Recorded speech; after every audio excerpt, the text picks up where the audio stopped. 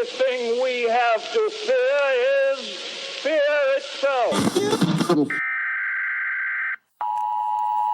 The National Weather Service has issued a severe thunderstorm warning.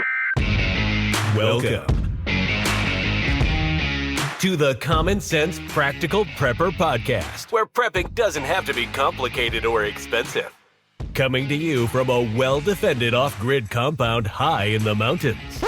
Coming to you from his Florida room in Richmond, Virginia. Neither off-grid nor well-defended, unless you count his chickens and cats. Here is your host, Keith. Hey all, welcome back to the Common Sense Practical Prepper Podcast. My name is Keith. December 16th, 2025. I'd like to apologize to my friends down under. It is Bondi Beach, not Bondi Beach. My apologies. Bondi Beach. So the episode last night, From Brown to Bondi, has got a lot of traction. I've got a lot of emails and a lot of messages about it. But I want to give a few updates of what we've learned basically in the last 24 hours. Part of that update is the realization of how absolutely inept Providence Police, Campus Police, the president of the university, and the mayor of Providence, these people are absolutely clueless. I'm a retired cop, so I can get judgy when it comes to bureaucracy within a police department and how everybody's afraid to say something because they don't want to offend somebody. So let's get into it.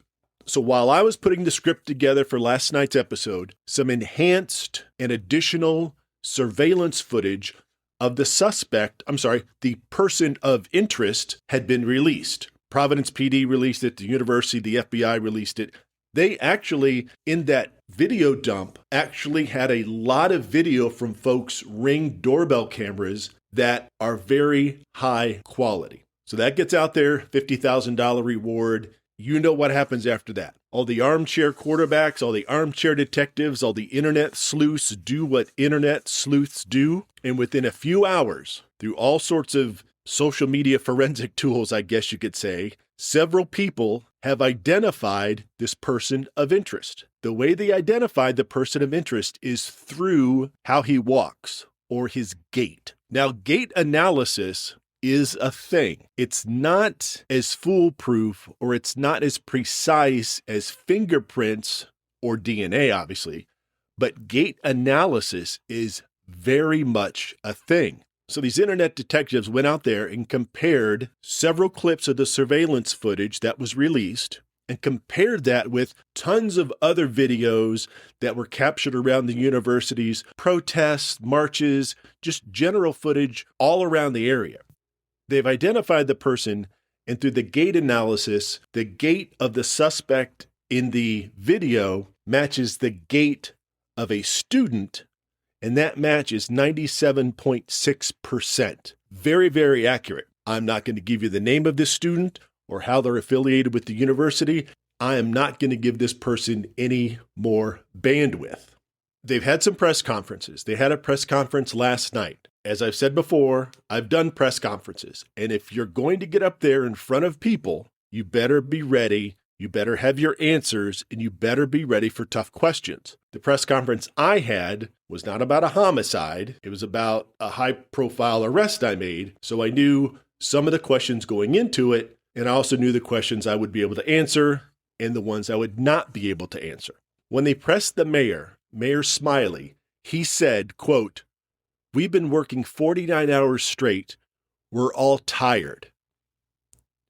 Can you believe that? How tone deaf do you have to be to tell reporters and family members and friends of the family, faculty members, people around the country, around the world, how dare you say, tired? We're tired. We've been working. Well, no kidding. You have people to assist you. You have other law enforcement. You have university folks.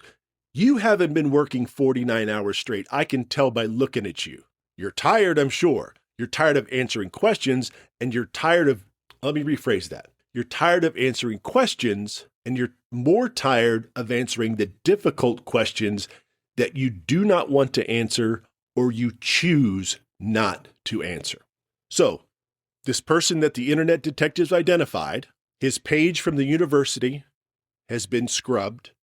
His bio has been scrubbed. His X account has been scrubbed. Any social media links or any posts that he's made previously, and all of his social media posts have been scrubbed. At a press conference today, someone asked the president of the university, "Are you familiar with the websites and the pages that have been scrubbed from the university domain, I guess? And why were they scrubbed?" The president of the university, the person in charge of the entire university, gets up there and says, "I have no information about any websites being scrubbed." This is the same university president that 6 hours after the shooting, she went to a press conference and said she had no information to share. Then why are you up there? You are the figurehead of the university. People look to you for answers. You're in a position of authority. They give you bajillions of dollars to send their kids to this Ivy League school, and you don't have answers. So she is not familiar with any websites that have been scrubbed. And the mayor's very tired. There's other surveillance video of the person of interest that literally was walking by police officers, walking in front of police cars that were parked on the side. So people are asking, where is the dash cam footage? Where is all the other footage that you have that you can use to help identify this person? Now, I'll put on my tinfoil hat for a second. Do I think that the university and local law enforcement has more information than they are sharing? Yes. Do I think more of that information should be shared? Yes, as long as it doesn't compromise the investigation. Now, let's assume the person of interest is truly a suspect and they'll be arrested or whatever. Why scrub that? Why preemptively scrub that? People went to the Internet Archives 36, 48 hours ago. That information was still there. I don't have any information on when it was exactly scrubbed. It'd be very interesting to see how long after the posts came out saying, hey, this is the guy in the video, how quickly after that these pages were scrubbed. And again, it amazes me that these people are falling over themselves not to provide basic answers to basic questions. We have parents out there that want to know why their children were murdered or injured, and they want to know why a suspect or why it's taking so long to arrest somebody, because they detained some cat 20 miles away in a hotel Sunday, and then they released him. So look, let's tie this back into being prepared. Now, this is not the first university active shooter where some things went wrong. I believe it's 2007, the Virginia Tech shooting happened about 7:30 in the morning. That was the initial shooting. The university did not send out an alert for nearly 2.5 hours afterwards.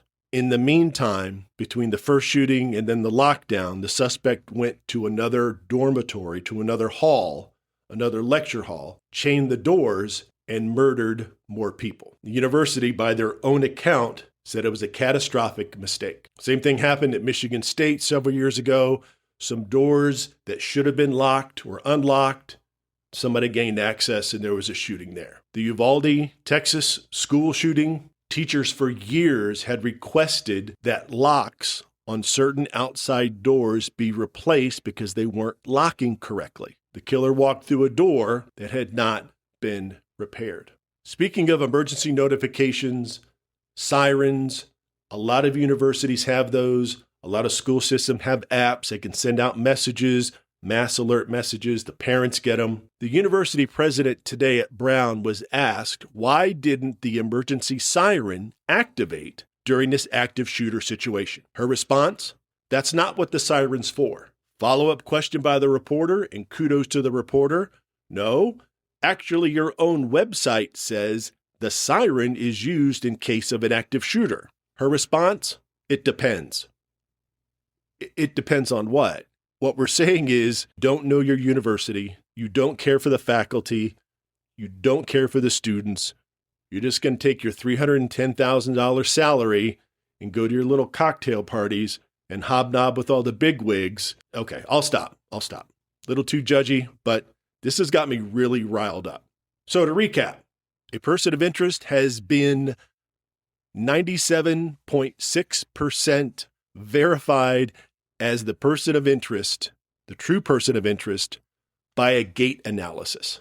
The university pages have been scrubbed. All social media, Twitter, everything's been scrubbed. It has been archived. People have located those pages, so they're still there. So it's not like they disappeared truly forever. When it comes to universities and it comes to school, you send your kids to university, you send them to high school, wherever. It pays to be situationally aware. I understand an 18-year-old or 19-year-old kid running off to college, the last thing they need to think about, the last thing they need to worry about is a shooting on campus. But if you have not already, teach your school-age children, whether they're in elementary school, middle school, high school, college, or whatever you guys call it in different countries, teach them to be situationally aware. Again, being prepared is not being paranoid. It is truly being prepared for situations if they arise. And in some circumstances, it's not if they arise, it's when it's going to arise. Teach your children, teach your young adults basic situational awareness. When you go into a lecture hall, you'll be there every Monday, Wednesday, Friday for an hour and 15 minutes. Or if it's a Tuesday, Thursday class, you'll be there for an hour 45, whatever it happens to be. They go into a lecture hall, look at the exits. They go to a restaurant, look at the exits. They're walking across campus. You're walking straight to the dormitory. You're walking straight to the student union.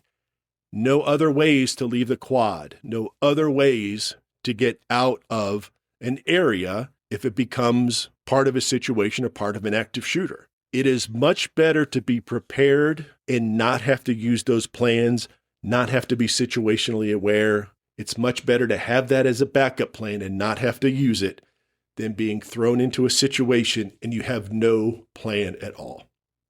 All right, folks, thank you for the rant.